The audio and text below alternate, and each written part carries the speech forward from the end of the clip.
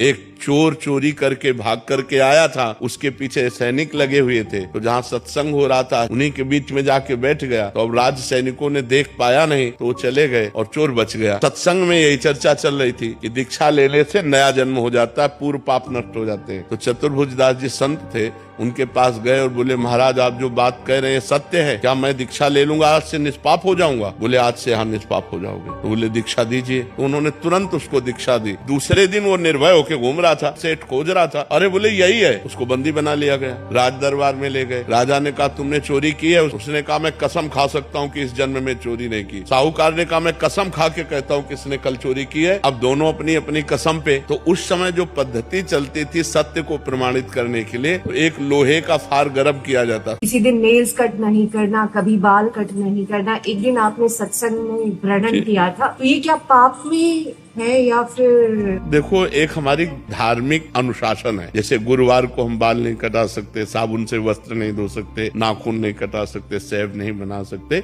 हमको उसका निर्वाह करना चाहिए। अब जैसे आप करो तो आपकी बुद्धि भ्रष्ट हो जाएगी। अब जैसे प्रातः काल जग करके भगवान सूर्य का अभिनंदन बंदन करना, अर्घ आदि देना, माता पिता के चरण छूना, अब ये सब बंद हो गया। अब देखो बंद हो तो बुद्धि भ्रष्ट नहीं हो रही है। कौन शांति से जी पा रहा है? बृहस्पतिवार को या जिन दिनों को निषेध किया गया है उस दिन वो कार्य करते हैं तो हमारे पुण्य क्षय होते हैं, और पुण्य नाश होगा तो पाप बढ़ेगा, पाप बढ़ेगा तो दुख बढ़ेगा, समस्याएं बनेगी, चिंता बनेगी, दिमाग फंसता चला जा रहा है, हर समस्या में फंसता चला। क्यों? क्योंकि एक सिस्टम धर्म का जो है उसका आप उल्लंघन